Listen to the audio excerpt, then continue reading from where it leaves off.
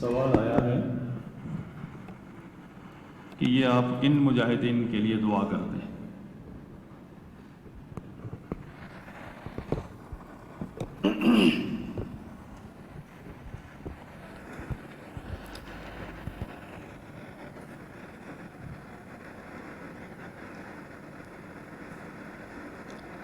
سب سے پہلی بات یہ ہے کہ روس کے خلاف جب جہاد افغانستان کے بعد سے اہل علم نے کسی بھی جگہ کے جہاد کا فتویٰ نہیں دیا ہے۔ اس میں کوئی شک نہیں، ان تمام ممالک میں مسلمانوں پر ظلم و ستم ہو رہا ہے۔ کشمیریوں پر بہت عرصے سے ان کا محاصرہ تنگ کیا گیا، اسی طرح فلسطینی مسلمان ان کا محاصرہ ابھی تک ہے، اور اسی طرح افغانستان کے مسلمانوں پر جو ظلم ہوا ہے وہ کسی کو بھی نظر نہیں آتا ہے۔ وہاں بستیاں کی بستیاں ملیا میٹ کر دی گئی ہیں، نشان تک نہیں چھوڑا کہ یہاں کوئی شہر تھا، بستی تھی، کوئی گھر تھا۔ اسی طرح بہت سارے ممالک میں مسلمانوں پر ظلم و ستم ہوا ہے اور ہو رہا ہے، اس میں کوئی شک نہیں۔ اور مسلمانوں پر جب بھی ظلم ہو دوسرے مسلمانوں پر ان کی مدد کرنا فرض ہے، لیکن اس کے ضابطہ بتایا ہے اللہ تعالیٰ نے، الا علی قوم بینکم و بینہم میثاق، سورہ انفال کے آخری رکوع میں ہم پڑھ چکے ہیں۔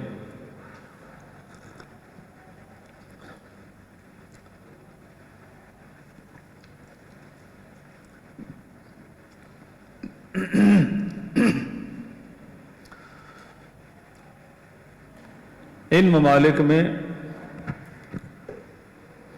جو ظلم و ستم ہے اس میں 70% جو ہاتھ ہے وہ ان تنظیموں کا ہے، یا ان کی حماقت کی وجہ سے ہے، ان کی شریعت کی مخالفت کی وجہ سے ہے۔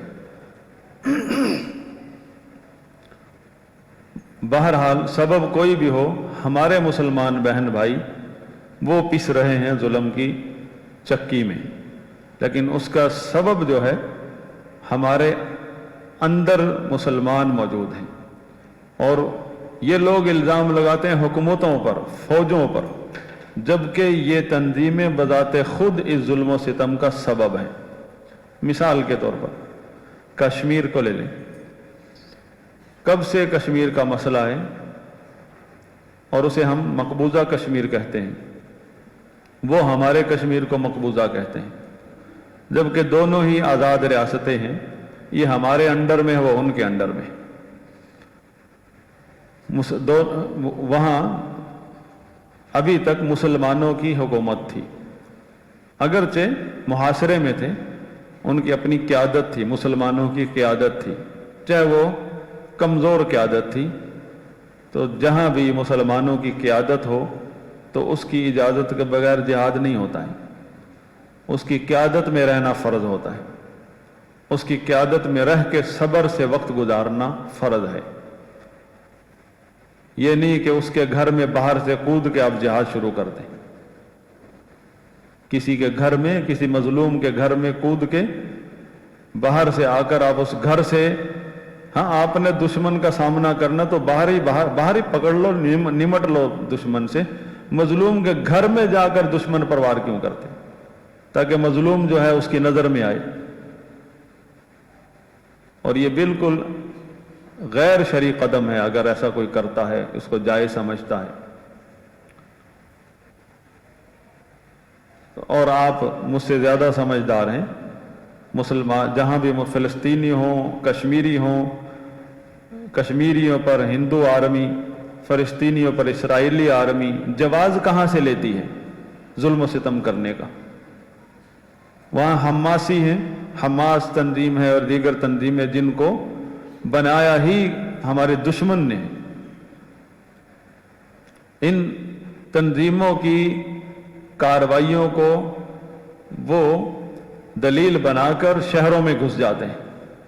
फ़लस्तीन जो आज छोटा सा रह गया है, उसको हड़प करने का तरीका यही अपनाया है इसराइल ने कि प्लानिंग के साथ उधर से एक तंजीम जो है रॉकेट फेंकती है, इसराइल के किसी सहरा में जा गिरता है, किसी मैदान में, या सीधा किसी फौजी को भी गोली मार दी, तो उसका मतलब क्या हुआ, उसका रिजल्ट क्या होगा? सीधा फिर वो अपने जंगी हेलीकॉप्टर, तैयारे और टैंकों के साथ शहर में घुसेगा।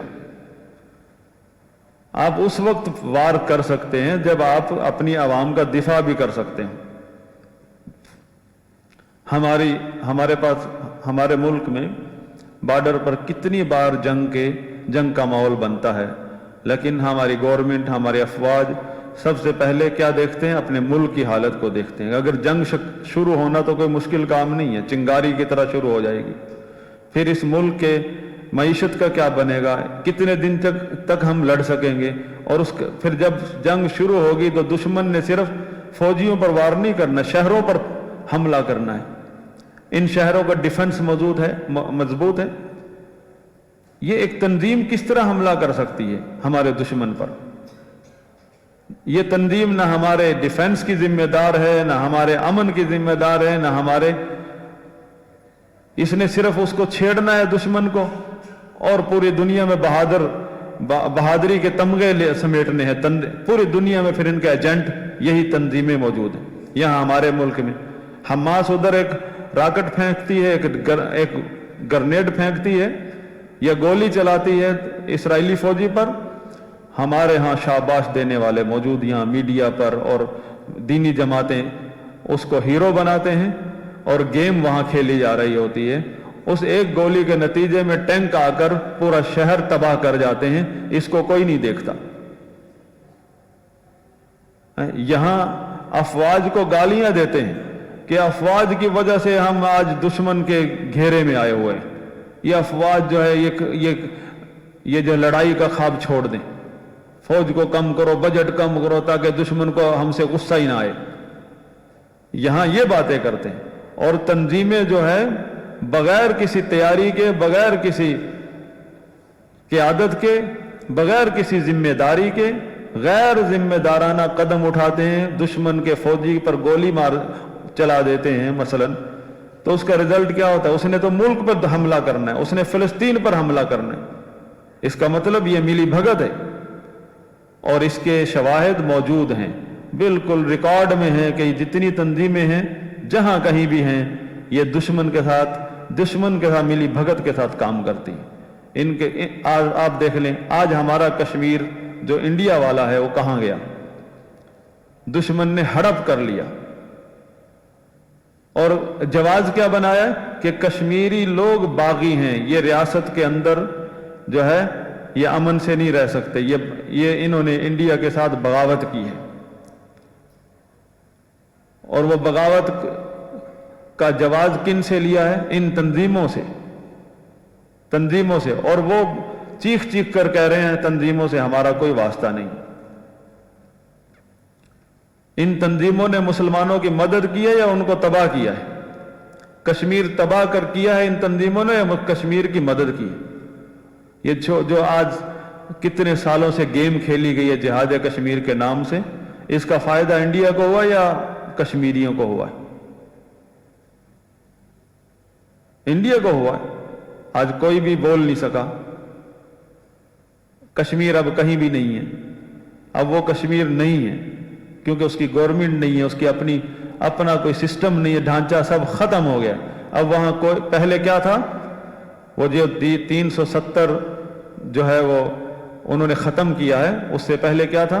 कश्मीर में कोई दिल्ली से जाकर कोई बंदा एक मरला प्लाट भी नहीं खरीद सकता था, क्योंकि वो कश्मीरियों की जमीन थी, मुसलमानों की जमीन थी।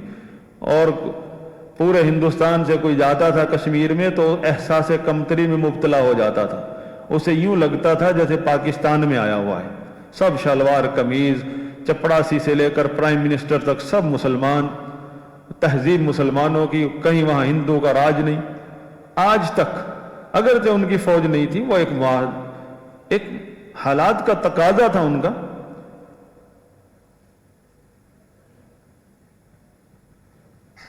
ان وہاں کے جو وہاں بھی اور یہاں بھی جنہوں نے کشمیر کے نام پر عوام کو بے وقوف بنانے کا مسلک اپنایا ہوا ہے، ان لوگوں نے کشمیریوں کی جو چار دیواری تھی اس کی عزت پامال کی ہے.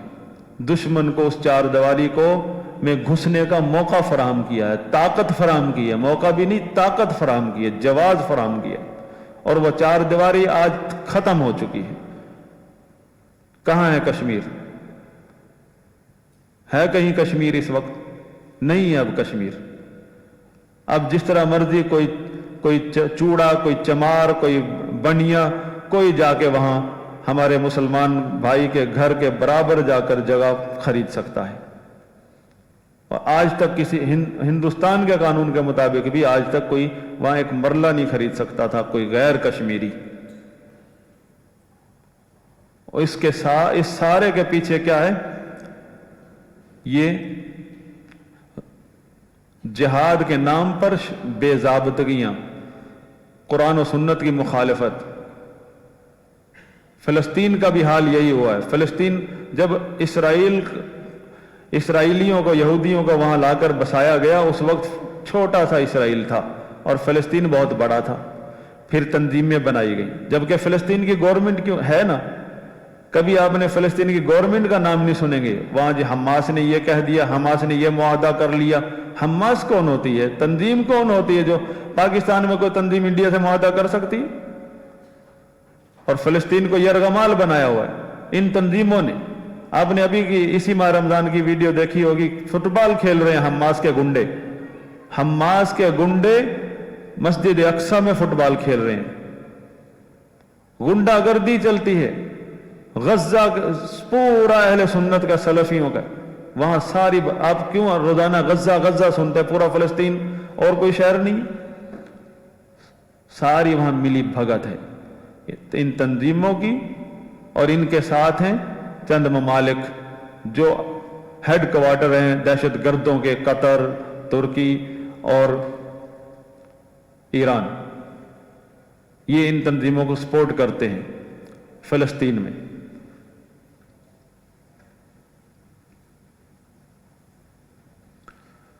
لہذا ان گنڈوں کو مجاہدین کہنا جائز نہیں ہے. ان کی گنڈا گردی کی وجہ سے مسلمانوں کا نقصان ہوا ہے اور کفار ہمارے گھروں میں گھس گئے ہیں. ہمارے مجاہدین ہماری افواج ہیں. ہمارا جہاد، اس کی پالیسی ہماری افواج طے کرتی ہے. وہ جو قدم اٹھاتی ہیں وہ ہماری قوم کی طرف سے ایک قدم ہے. پوری قوم کو اس کے ساتھ ہونا چاہیے. گورنمنٹ جو معاہدہ کرتی ہے دشمن کے ساتھ، وہ معاہدہ ہے ہمارا. وہ چاہے آپ کو غلط نظر آئے، کمزوری نظر آئے، اسی معاہدے کا پاس رکھنا ہر مسلمان پر فرض ہے. اور ان معاہدوں کی جو عہد شکنی کرتا ہے، ان کو توڑتا ہے اور دشمن کے ساتھ جہاد کے نام پر مقابلہ کرتا ہے، دشمن پر وار کرتا ہے، یعنی اس دشمن پر جس کے ساتھ ہمارا معاہدہ ہو چکا ہے، اس معاہدے کو توڑتا ہے کوئی. اللہ کے نبی نے وعید سنائی ہے کہ جس نے کافر کو جان اور مال کی امان دے کر پھر اس کو نقصان پہنچایا، جنت کی خوشبو تک نہیں سونگھ سکتا. لہذا اگر دعا کرنی ہے مدد فتح کی تو وہ اپنے افواج کے لیے کریں. اور افواج آپ کی ایک نہیں ہے، جتنی بھی مسلمانوں کی افواج ہیں وہ اس قوم کی افواج ہیں. ہر فوج اپنے اپنے محاذ پر ہے اور ہر فوج کو، ہر افواج کو دشمن کا سامنا ہے. جس ملک میں بھی مسلمانوں کے افواج ہیں وہ امت مسلمہ کے بارڈر پر کھڑے ہیں. اور ہم جس خطے میں، یہاں سب سے اہم افواج جو ہیں وہ پاک فوج ہے. یہ افواج مسلمانوں کے نوجوان ہیں، یہ مسلمانوں کے مجاہدین ہیں. یہی جو ہے، یہی دشمن کا مقابلہ کر سکتے ہیں. اور دشمن کو انہی کا خوف ہے. دشمن کے لیے رکاوٹ بھی یہی ہے. اگر آپ کی دعاؤں کے جو مستحق ہیں وہ یہ مجاہدین ہیں. ان تنظیموں کو، ان گنڈوں کو مجاہدین کہنا، یہ ہمارے مسلمانوں، مظلوم مسلمانوں کے ساتھ مذاق ہے. مظلوم مسلمانوں پر آپ ہنستے ہیں جب ان کو مجاہدین کہتے ہیں. ان کے اوپر انہوں نے گنڈا گردی کر رکھی ہے، ان کے امن کو تباہ کر دیا ہے، ان کی آزادی کو انہوں نے چھین کر دشمن کے حوالے کر دیا ہے، اور آپ ان کو آج بھی مجاہدین مجاہدین کی رٹ لگائی ہوئی ہے. ہم لوگوں کو ہوش کے ناخن لینے چاہیے، اور جو لوگ ان کے لوگوں کے شر پر سکوت اختیار کرتے وہ برابر کے شریک ہیں. ہمارے ملک میں اس طرح کا مافیا بہت عروج پا گیا ہے، اور اس کا سبب ہمارا سکوت ہے، اور جو ان علماء کا سکوت ہے جو ان کے شر کو جانتے تھے اور سکوت اختیار کیا اپنے ذاتی مفادات کے انتظار میں، شاید ہمیں کچھ حصہ مل جائے، اور جب نہیں ملا تو غم میں نڈھال ہو گئے.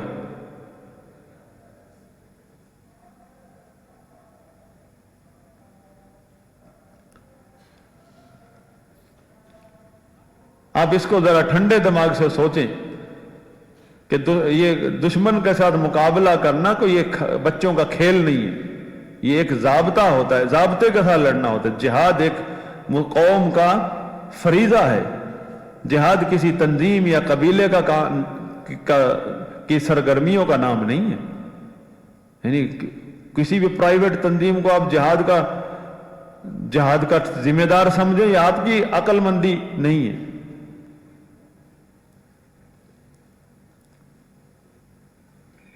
جس طرح آپ ایک معاشرے میں رہتے ہیں، آپ ایک فیلڈ میں رہتے ہیں، آپ کے مخالفین بھی ہیں، آپ کے حامی بھی ہیں، حامی لوگ بھی ہیں، مخالفین بھی ہیں. آپ کیا وہاں کے آوارہ لڑکوں کو ٹھیکہ دے دیں گے اپنے مخالفین کا؟ آپ کی طرف سے بات کرتے رہیں وہ، آپ کہیں گے بھائی اپنے کام سے کام رکھو، میں خود دیکھ لوں گا اپنے مخالفین کو، مجھے پتا ہے کہ میں نے کس جگہ پر ان کا جواب دینا، کس جگہ پر ان کو منہ توڑنا ہے، اور کس جگہ پر ان کے ساتھ ہاتھ ملانا ہے، کیونکہ یہ میرے مخالف ہیں. یہ دشمن ہماری امت کا دشمن ہے، یہ کسی تنظیم کا دشمن نہیں ہے. تنظیموں والے کتنی تنظیمیں بنی اور گئی، سب آج تک ہم نے سبق ہی نہیں سیکھا. کتنی تنظیمیں کبھی صحابہ کے نام پر، کبھی جہاد کے نام پر، کبھی توحید کے نام پر ایک میلہ لگا کر بھاگ گئے، گم ہو گئے، کہیں بھی نہیں ہے. ایک نسل کو تباہ کر کے چلے جاتے، پھر دوسرا دور شروع ہو جاتا ہے دوسرے دجالوں کا، پھر اس کے پیچھے لگ جاتے ہیں. کیوں نہیں ہم اپنے آپ کو سمجھتے ہیں اور اپنے بچوں کو سمجھاتے ہیں کہ علماء کے ساتھ رہو. علماء جو ہے وہ نبی کے وارث ہیں، نبی، اور اس دین میں ہی ہماری کامیابی ہے. اس دین کے پلیٹ فارم سے ہر چیز کا حل ملے گا ہمیں.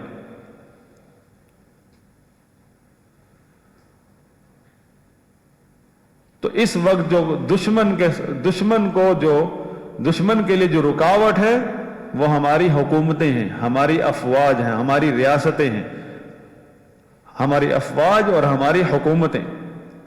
اس لیے شرعی منہج یہی ہے، ہمیشہ تلزم جماعت المسلمین و امامہم، مسلمانوں کی جماعت یعنی مسلمانوں کا جو اتحاد ہے حکمران کی اطاعت میں ہوتا ہے، اس کو لازم پکڑو. ایک شہری بن کے زندگی بسر کرو، کسی بھی تنظیم سے اپنا تعلق مت پیدا کرو.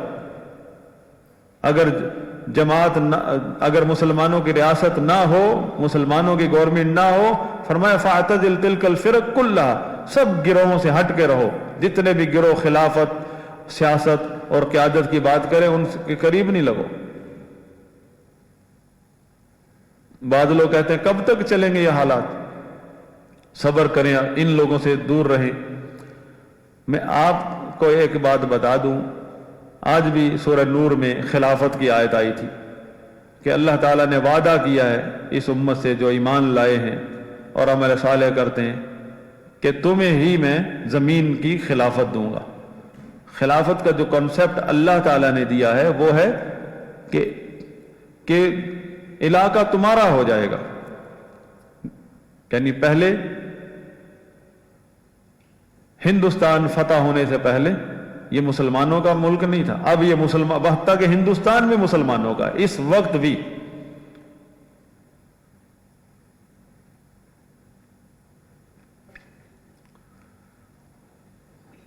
ہمیں اللہ کے نبی صلی اللہ علیہ وسلم نے اس جماعت کے ساتھ رہنے کا حکم دیا. یہ جماعت المسلمین اس کو کہا ہے کہ آپ ریاست، مسلمانوں کی جو ریاست ہے یہ جماعت المسلمین کا مسلمین ہے.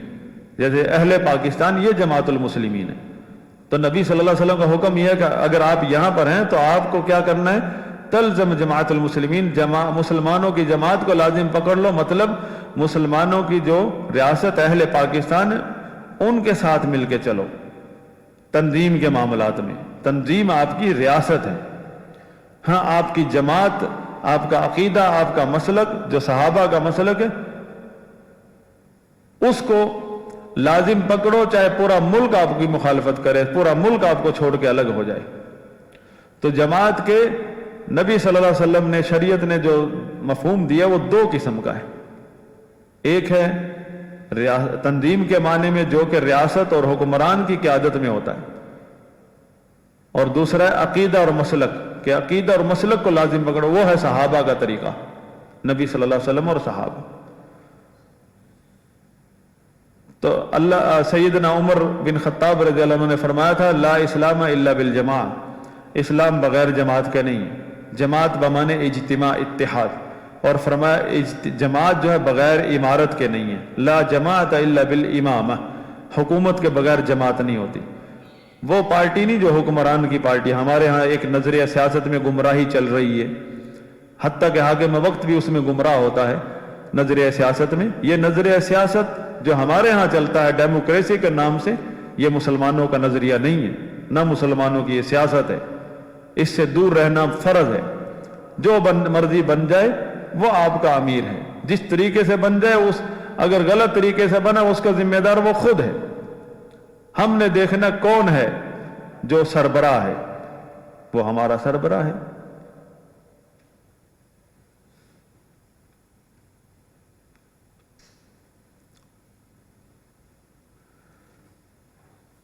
تو فرمایا جماعت بغیر حکومت کے نہیں ہے، اور حکومت بغیر سم و طاع کے نہیں ہے. کہ جب بھی حکومت مل جائے تو پھر مسلمانوں پر فرض ہو جاتا ہے کہ ان کا امیر جو ہے وہ حاکم وقت ہوتا ہے. اس کی سنیں گے، اس کی مانیں گے. وہ امیر ہے بس، اس کے ہوتے ہوئے کوئی امیر نہیں. پرائیویٹ کوئی امیر نہیں ہوتا. چلے جائے کہ یہ پرائیویٹ جہاد کا کوئی کنسپٹ نہیں ہے شریعت میں. یہ تو جہاد، عسکری قدم، سرگرمی، ایکٹیویٹیز، یہ تو بہت بڑا جرم ہے کہ امت کے نام، امت کا ایک فریضہ کچھ تنظیمیں ادا کر رہی ہیں اپنی مرضی سے. یہ بہت بڑا جرم ہے. اگر گورنمنٹ جو ہے جاگ جائے تو ایسے پکڑے ان لوگوں کو، ان کے نشان بھی مٹا دے. یہ تو بہت بڑا جرم ہے. اور یہ ایک سادہ سی تنظیم بنانا جرم ہے. یہ تو بہت بڑا کام ہے کہ بندہ جہاد کے نام پر لوگوں کو اکٹھا کر لیا. ایک سادہ سی تنظیم بنانا اسلامی ریاست میں بہت بڑا جرم ہے، چاہے سیاسی ہو یا مذہبی. ہم سارے مسلمان، ہم سارے پاکستانی مسلمان ہیں. تنظیمیں ختم ہو جائیں گی، ہم نہیں ختم ہوں گے. تنظیمیں ختم ہوں گی تو ہمارا اتحاد بڑھے گا، محبتیں بڑھیں گی. اور جس قدر تنظیمیں بڑھیں گی ہمارے اندر انتشار پھیلے گا. ایک ہی مسلک کے لوگ ایک دوسرے کے پیچھے نماز پڑھنے کے لیے تیار نہیں ہیں. ایک ہی مسلک کے لوگ ایک دوسرے کی مسجدوں میں جانے کے لیے تیار نہیں. داؤ لگا تو مسجد پر قبضہ کر لیں.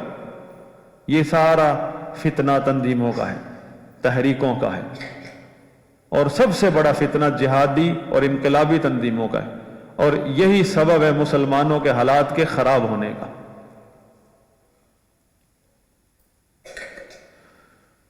لہذا ہمارے ہاں کوئی پرائیویٹ نہ جہاد ہے نہ مجاہدین ہے. جو بھی کشمیر کے نام لیتے ہیں یا فلسطین کا یا کسی بھی ملک کا، یہ اس علاقے کے گنڈے ہیں. ان کی وجہ سے ان علاقوں میں بدامنی ہے. ان علاقوں میں مسلمانوں کی قیادتوں کو ڈھونڈیے، چاہے وہ گئے گزرے حکمران کیوں نہ ہو، قیادت وہی ہے.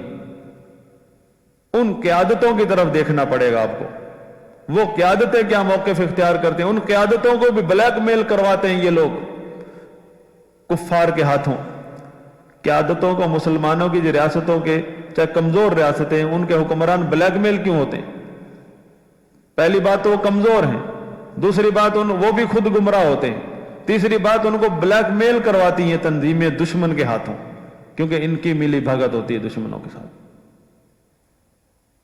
सारा नुकसान मुसलमानों का।